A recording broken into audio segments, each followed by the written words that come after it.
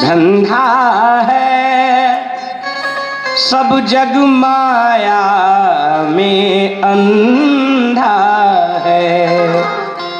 जिस अंधे ने प्रभु को जाना नहीं, भगवान बताना क्या जाने। अब ये बताइए, जो खुद ही अंधा है भगवान को क्या जानेगा। और आजकल हमें लग रहा है कि हर आदमी इसी बात को लेकर के समाज में खड़ा है कि हम जानते हैं भगवान को। आज दुनिया में 50 पंथ निकले, 50 गो पंथ, 50 गो पंथ है ना। और सब 100% गारंटी देते हैं कि हम जिनका भजन कर रहे हैं वह सही है। सब 100% की गारंटी देते हैं कि हम जो भजन है वही सही है। हमारे गुरु जी गीत गाते हैं कि गोरखपुर घुमलस नहीं दिल्ली बतावता, और ठगवा सीधे परम धमवा देखावता। हमें सही से गोरखपुर का दर्शन नहीं, वो दिल्ली की बात करें। ऐसे लोग समाज में तमाम हैं, लेकिन घबराइए नहीं। जिन्होंने धर्म का चोला ओढ़कर धर्म का शोषण करने का प्रयत्न किया, धर्म इतना प्रबल है कि बिल्कुल एकदम नग्न कर देता है सभा में उनको। इसीलिए प्यारे, धर्म इतना प्रबल है कि उसका सहारा लेकर जीवन जी सकते हो, जीवन जी सकते हो, लेकिन किसी का जीवन बर्बाद करने का प्रयत्न न करो। बोलिए हनुमान जी महाराज की। विष्णु पितामह जी ने जो भगवान पांडवों को भगवान कृष्ण के विषय में पूर्णता बोध करा दिया, सभी पांडव भगवान को प्रणाम करते विष्णु पितामह की शरीर छूटी, और स्वयं भगवान श्री कृष्ण जो है पांडवों को लेकर के पुनः हस्तिनापुर चले आए। समय आने पर बड़े सुंदर ग्रह लग्न मुहूर्त में परीक्षित जी महाराज का जन्म होता है। खूब सोहर बधाई मांगर हुआ, परीक्षित जी महाराज का जन्म हुआ। परीक्षित शब्द का अर्थ होता है कि जो इस संसार में दूसरे की इच्छा से जीवित हो। अगर भाव जगत की दृष्टि से अर्थ करें, भाव जगत की दृष्टि से, तो परीक्षित का अर्थ होता है कि पर धन इच्छित, जो दूसरे की इच्छा से जीवित हो, या फिर पर रक्षित, जो दूसरे के रक्षा करने से जो जीवित हो। बोलिए हनुमान जी महाराज की।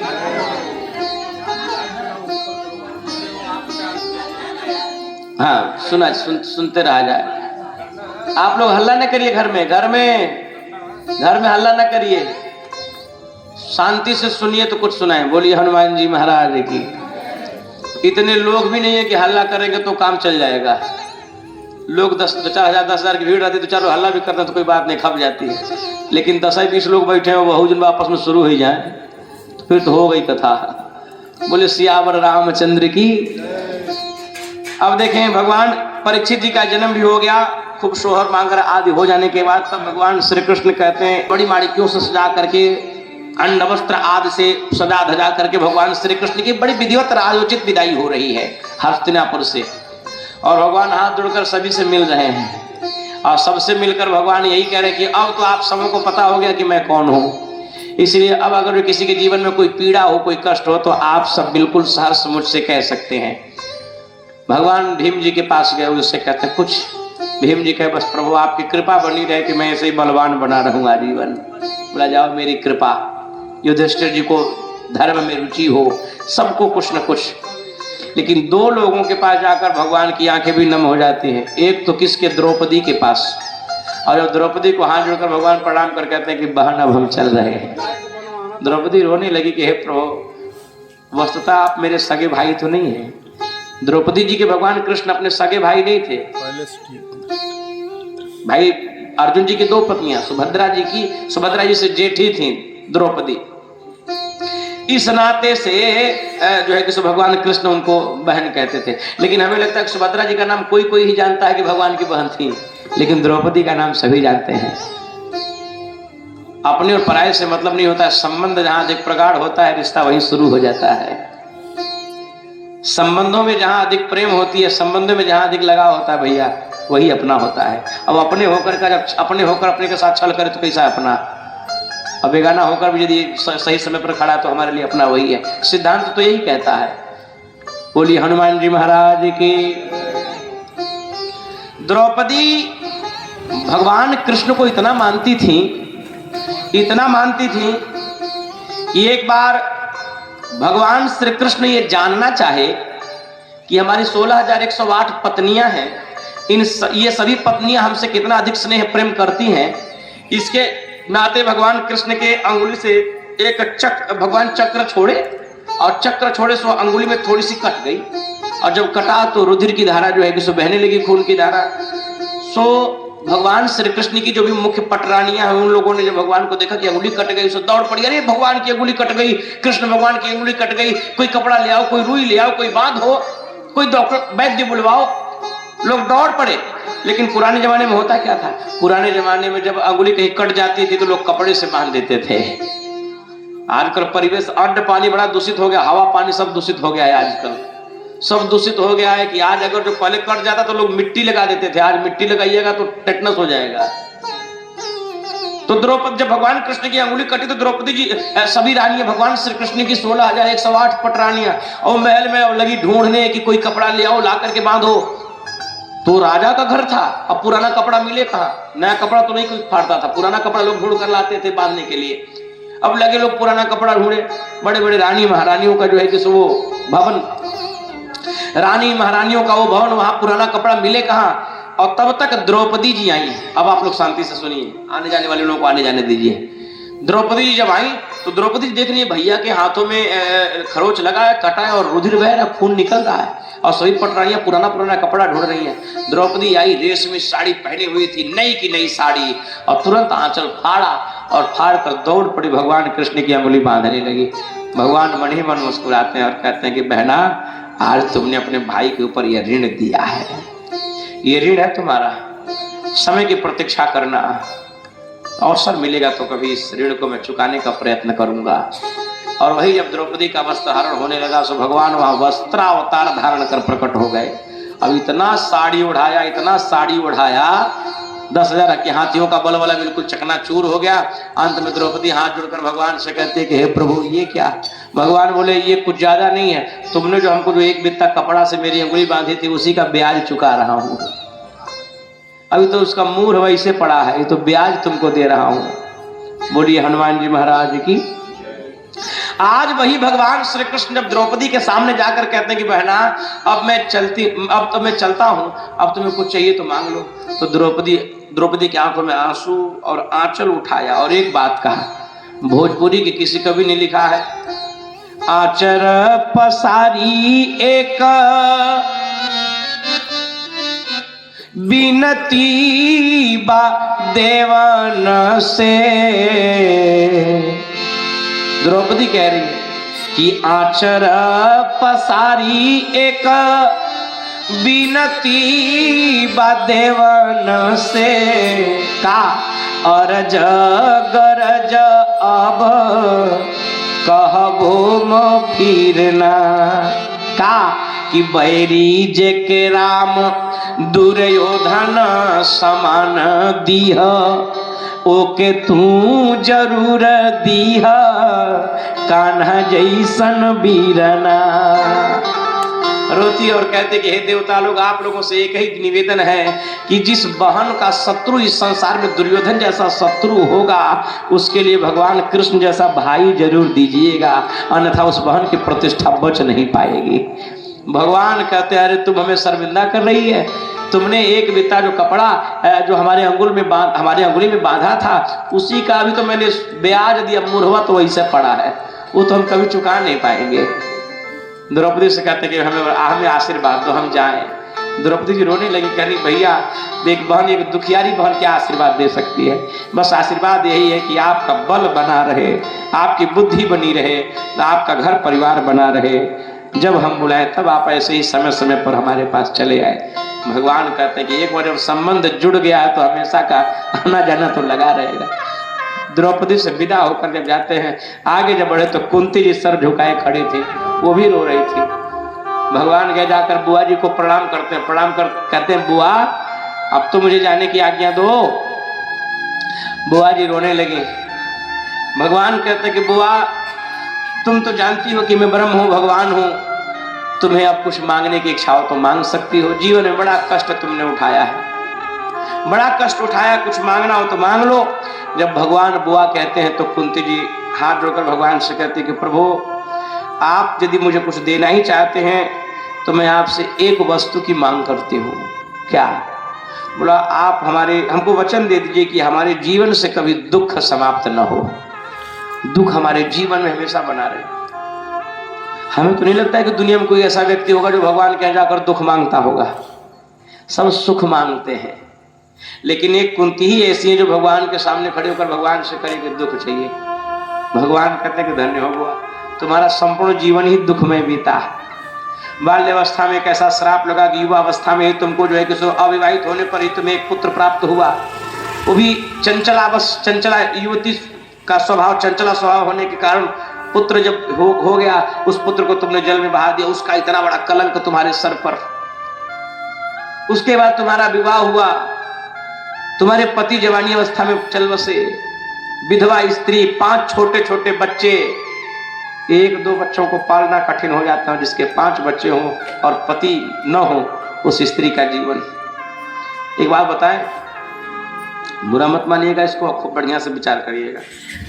मांग में जब सिंदूर है ना, तो समझ लीजिए कि सारा संसार आपका है। अनुभव करिएगा, सारा संसार है। एक पति केवल खड़ा है ना, तो उस स्त्री के लिए सब कुछ भरा हुआ है। और वो न है तो अनुभव कर लीजिएगा, कल्पना कर लीजिएगा, वो न है, बहुत कुछ होते हुए सब बेकार लगता है। ईश्वर ने ऐसा यह संयोग बनाया है। रोने लगी, कहती है, भगवान कहते हैं कि बताओ तुम हमेशा से दुख झेली, आज तुमको जीवन में सुख करना हुआ, आज भी तुम दुख मांग रही हो। कुंती बुआ कहती है, भगवान दुख मैं इसलिए मांग रही हूँ कि मेरे जीवन में दुख भले ही था, जब जब मेरे जीवन में दुख था मैं तब तब आपका भजन करती थी और पग पग पर आप हमारी सहायता करने चले आते थे।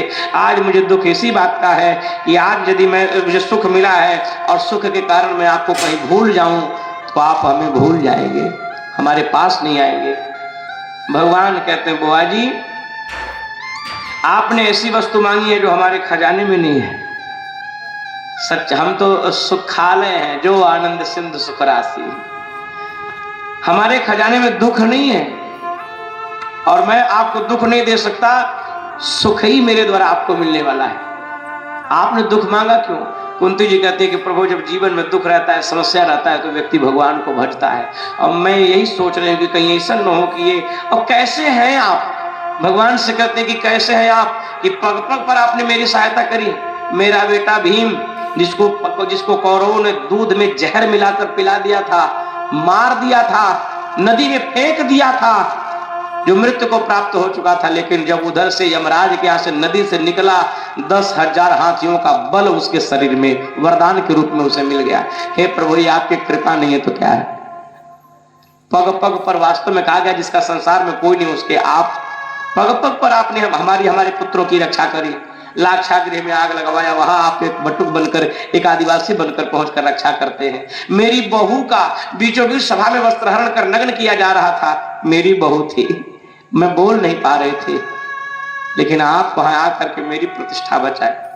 ऊपरा से कवि लिखते हैं भोजपुरी में कि ऊपरा से सास देखी खुश होली, भैली विश्वास मन में बच गई रनिया। देश और देशांतर के राजा सब जान ली हैं, कहा कि बड़ा साड़ी धैले बाड़ी कान्हा के बहिनिया। जब भगवान जब वस्त्र अवतार लेकर के जब द्रौपदी जी के वस्त्रहरण बचाते हैं, तो कुंती जी ऊपर से रोती हैं, तो कहते हैं धन्य हो प्रभु, आपके साथ, आपके अलावा कौन बचा सकता है। आज वही बात कुंती बुआ भगवान से कह रही कि प्रभु सब कुछ मिला आपके बल पर, हमारे बच्चों के पास उतना शक्ति, उतना बल नहीं था कि महाभारत जैसा युद्ध जीते, लेकिन आप उनके पीछे खड़े होकर के, उनके आगे खड़े होकर के आपने सारे विघ्न बाधाओं को स्वयं झेल लिया और हमारे पुत्रों को युद्ध जितवा दिया। और आज जब सुख भोगने का समय आया तो आप हमें प्रणाम कर कहते हो बुआ जी अब हम चले। बोला भगवान है ही ऐसे, जीव को सब कुछ दे देने के बाद कहते हैं अब हम चलते हैं, लेकिन जीव का क्या कर्तव्य होता है कि ऐसे अतिथि को भेज दे? बोला नहीं। कुंती जी कहते हैं भगवान से प्रभु बस मुझे दुख चाहिए। भगवान कहते हैं ऐसी वस्तु मांग ली जो मेरे खजाने में नहीं। मैं आपको वचन देता हूं कि आपसे मैं कभी अलग नहीं होऊंगा, जब आप हमें बुलाइएगा तब मैं आपके पास आ जाऊंगा। ये संबंध हमेशा संबंध ऐसा बना रहेगा। कुंती रो रो करके भगवान को वहां से विदा करती हैं। एक बार जब भगवान से संबंध जुड़ जाता है तो वो ऐसा नहीं है कि जुड़ गया तो अब फिर चलेगा, नहीं। वो हमेशा आना जाना वो रिश्तेदारी बनी रहती है, परमानेंट है। इसलिए मैथिली भाषा में लोग कहते हैं कि सिय दुल्हे से नजर जब लड़ी है। अरे दुनिया में लाख आप संबंध बनाइए, लाख रिश्तेदारी बना लीजिए, और यदि संबंध भगवान से नहीं है, रिश्तेदारी भगवान से नहीं है, तो ये सांसारिक संबंध वाले कब धोखा देते हैं कोई ठिकाना नहीं है। ये सांसारिक जो संबंध वाले हैं ये कब अच्छा, हम कभी कभी सोचते हैं, बहुत पहले गीत आया था कि जिंदगी की राहों में रंजो गम के मेले हैं, और एक में भी तन्हा थे 100 में भी अकेले हैं। हमें लगता है बिल्कुल सही है। इस जिंदगी की विषम परिस्थितियों में आप जब दूसरे से अपेक्षा करिएगा, किसी संकट की घड़ी में बहुत उम्मीद लगाए होंगे, अनुभव करके देख लीजिएगा, फोन उस दिन मिलाइएगा, उसका स्विच ऑफ बताएगा। जब नित्यांत जरूरी उस व्यक्ति को आपको होगी, तो उस समय सिवाय भगवान का दूसरा कोई सहारा नजर नहीं आता है। तो क्यों ना हम पहले ही उनसे रिश्तेदारी ऐसी जोड़ने की समस्या वो आए ही नहीं जीवन में। क्यों ना हम ऐसा उनसे संबंध जोड़ लें, ऐसी रिश्तेदारी कर लें कि समस्याएं हमको जीवन में देखनी ही न पड़े, और उनकी कृपा रहेगी, सब बड़ा प्रेम से चलेगा। बोलिए हनुमान जी महाराज की। एक संत कहते हैं कि किस धुन में बैठा तू बावरे,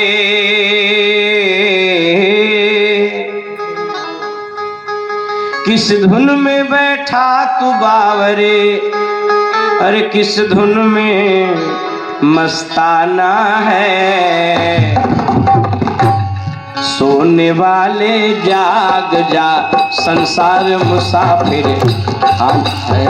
सोने वाले जाग जा, संसार मुसाफिर खाना। किस धुन में बैठा तू बावरे, किस धुन में बैठा तू बावरे, किस धुन में मस्ताना है। सोने वाले जाग जा, संसार मुसाफिर खाना है। छोड़ने वाले जाग जा, अरे मुसाफिर खाना है। और कोई आज गया, कोई कल गया, कोई चंद रोज में जाएगा। आज गया, कोई कल गया, कोई चंद रोज में जाएगा। कोई आज गया, कोई कल गया, कोई चंद रोज में जाएगा। कोई आज गया, कोई कल गया, कोई चंद रोज में जाएगा। जिस घर से निकल गया पंछी, जिस घर से निकल गया पंछी, उस घर में फिर नहीं आना है। सोने वाले जाग जा, संसार मुसाफिर खाना है।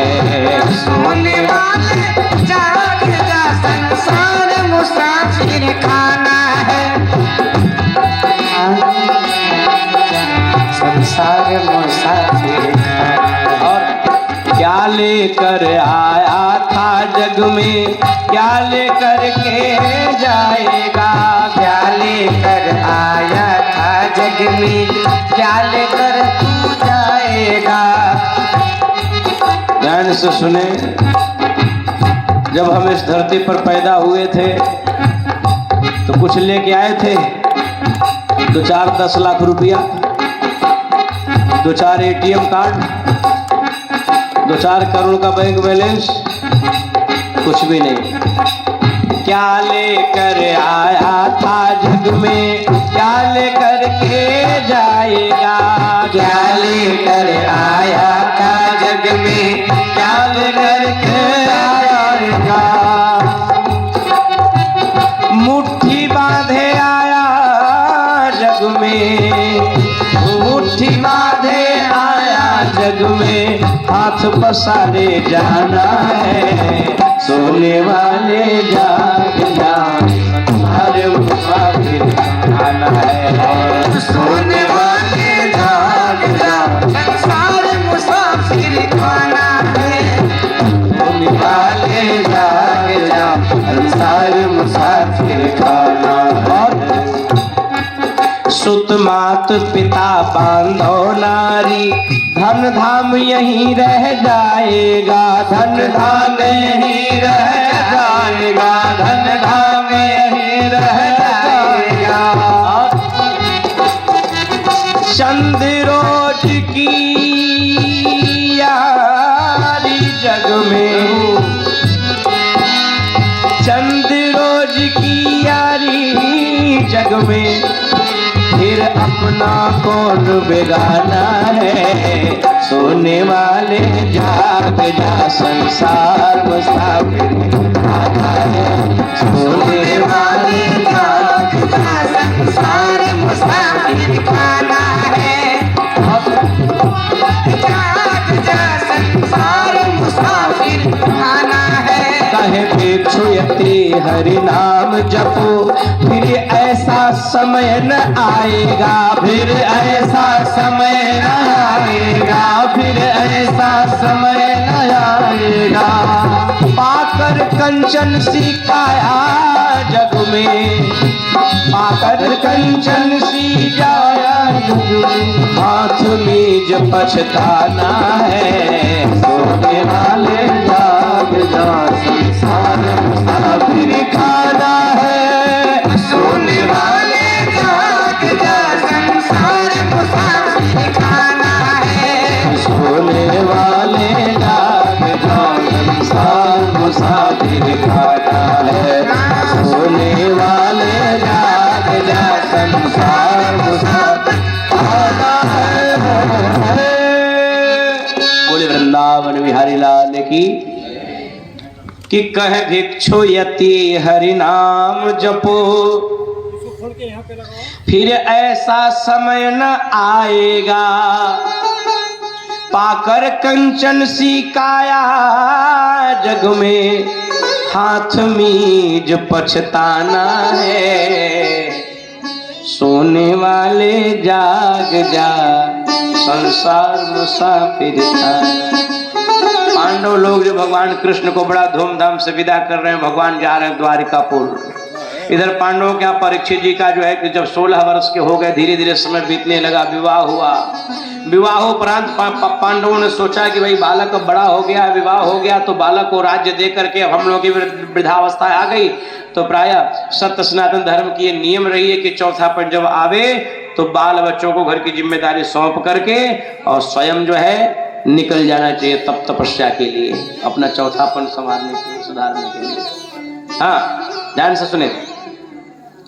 इधर हस्तिनापुर जब भगवान श्री कृष्ण द्वारिका को जाते हैं तो धर्मराज युधिष्ठिर जी ने अर्जुन जी को भगवान श्री कृष्ण के साथ कर दिया और बोला, हे अर्जुन, तुम ले जाओ, ले जा करके द्वारिकाधीश जी को सकुशल इनके यहाँ छोड़ करके और जल्दी से चले आना। क्यों चले आना? क्योंकि अब ये आने वाला समय हमें बड़ा अच्छा नहीं लग रहा है। ऐसा जान पड़ रहा है मानो जैसे अब युग परिवर्तन हो रहा हो। युग जब परिवर्तित होता है तो प्रकृति पहले ही अपना अंदेशा दे देती है, और जब महान पुरुषों का अवतार धरती पर होता है तो प्रकृति उसका अलग ही उत्सव मनाना शुरू कर देती है। ध्यान से सुने।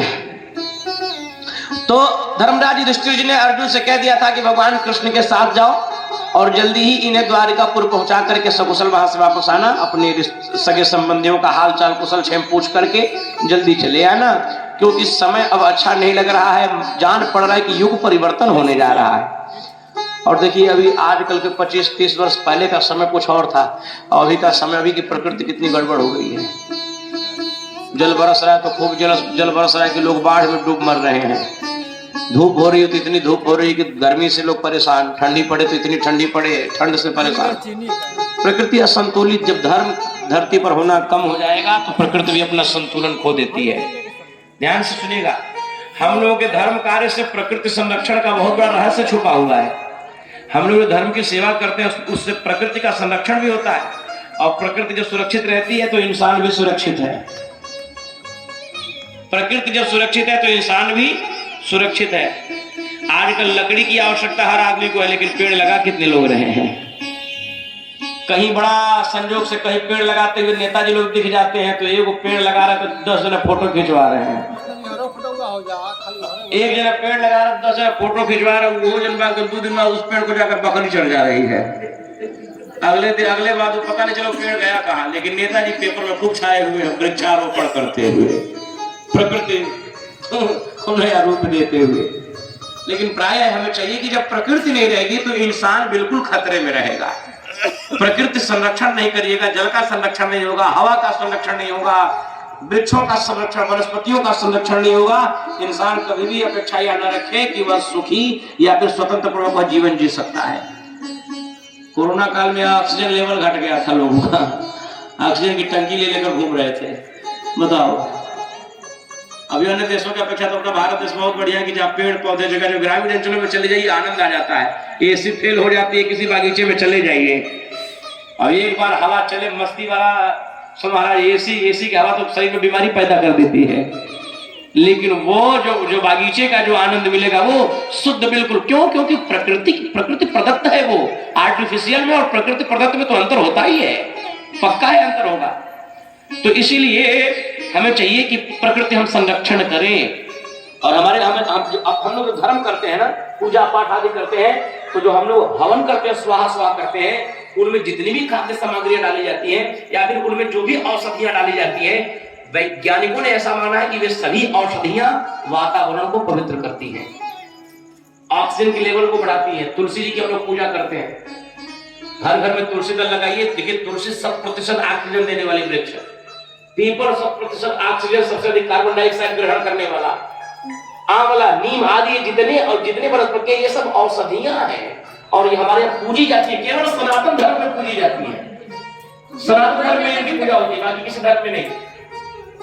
तो हम लोग के पूजा पाठ आदि से प्रकृति संरक्षण का बहुत बड़ा रहस्य छुपा हुआ है। इसीलिए हमारे पूर्वज पढ़े लिखे कम होते थे, लेकिन प्रकृति को ठीक ठाक करना वो जानते थे, प्रकृति संरक्षण जानते थे। यहाँ ला दीजिए, बोलिए हनुमान जी महाराज की।